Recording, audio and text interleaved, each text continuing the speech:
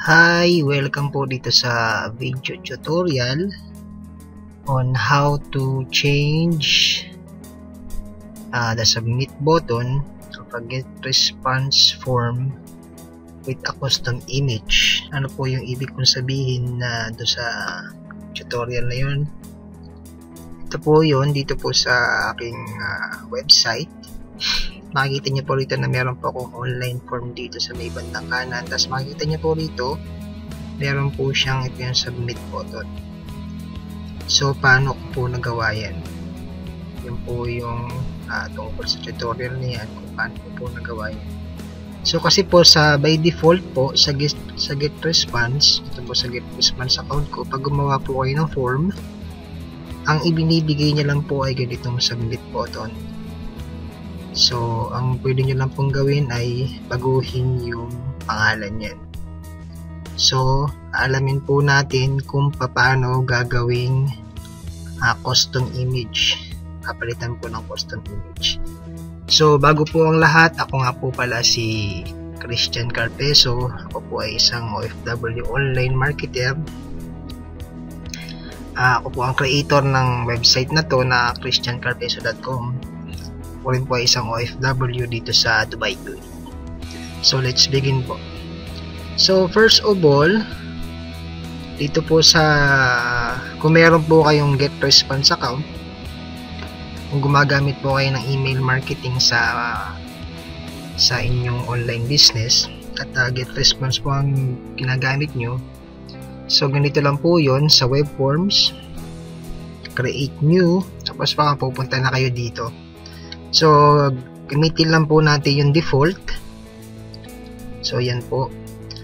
So, ang default po ng width ay 230. Pero po dito sa aking website, bali po 270 po yung kanyang width. So, gagamitin ko lang po as a point of reference yung aking website. Gagawin ko po 270. So, depende po yan sa ng website nyo.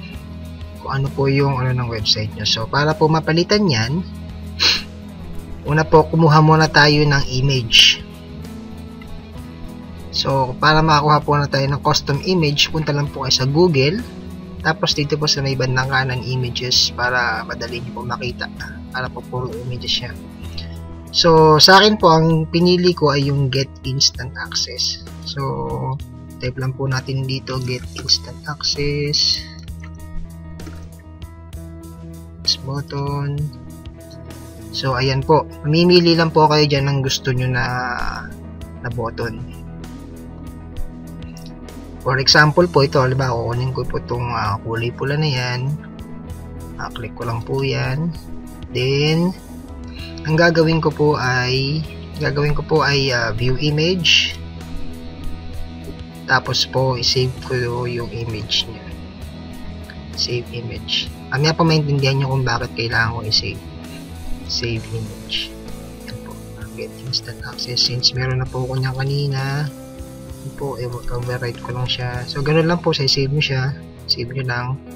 Overwrite ko na lang. Yes, overwrite. Yan, ganyan. So, once po meron na kayong ganyan, then, pupunta naman po kayo uli dito. Then, dito po sa may get response na create form, punta po kayo dito sa may submit button. So, once nandito na kayo sa submit button, click nyo lang po itong show advanced.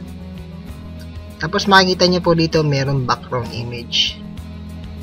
Yan, meron siyang background image. Tapos, yung link ng image. Gagawin nyo po, ano nyo lang yan, highlight lahat and delete. Tapos bibigyan ko po ng example dito po. For example, itong get access button na to, click ko siya na ganyan, kunin ko yung link, pakita ko lang po kung ano mangyayari. Copy, then paste ko siya ganyan, paste yan, para po makita natin yung magiging itsura niya. Yan. So, kung makikita nyo po, yun po yung itsura niya ganyan. Hindi po siya gaanong kita. So, para po makita siya, kailangan i-resize po natin yung image. Yan po kasi sa ginawa ko, dito sa may bandang width, ginawa ko po dyan ay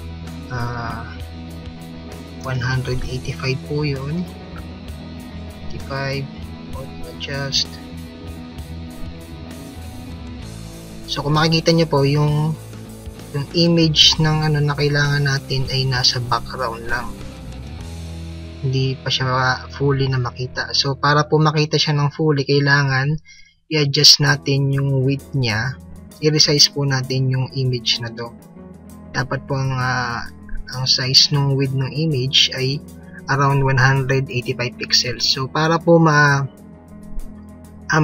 po yung image na yan, ang ginamit ko po na pang resize ay yung PicMonkey.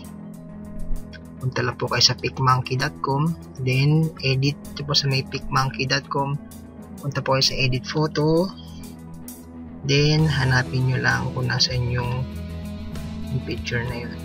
So yung sinave yan, tapos po dito sa may editor, ito po sa may parang crop, basic edits na yan, scroll down nyo lang, then resize. Then dito po sa change size to, gawin nyo lang 185. Yan po, 185 na siya, then by 77, then save. So tandaan nyo po yung size, 185 by 77. So save natin, 175 by 77, save to my computer. Gawa ko na siya kanina, hindi ko lang. Tapos dito po, balik tayo sa may form.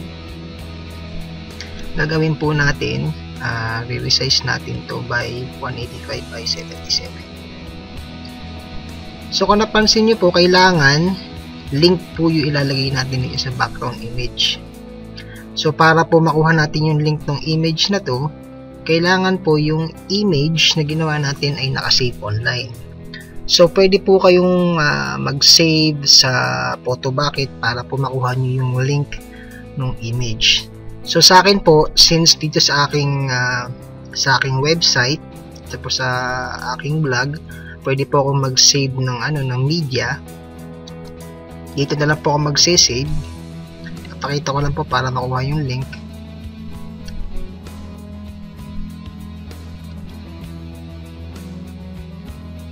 So dito po bali nakasave na yung image. Naisave ko na po siya kanina. Kukunin ko na lang po yung link. Yan po. Ayan. Select all. Kukunin ko lang po yung link ng image. So pag meron na po kayong link ng image, balik lang po kayo dito. Then palitan nyo lang po ulit yung URL dyan. Then save. Paste nyo lang dyan. Yan po, nandyan na siya. Meron na siyang custom image. Pero kung mapapansin nyo po, may nakasulat siya na sign up. Para po matanggal po yan, may gagawin po tayo. So dito lang po yan, dito sa may submit button ulit. Kung mapapansin nyo po dito yung color dyan. Ito po yung color ng text. Ang gagawin nyo lang po, click nyo yan. Then, click nyo lang po yung transparent. Then apply. So ayan na po. Image na po yung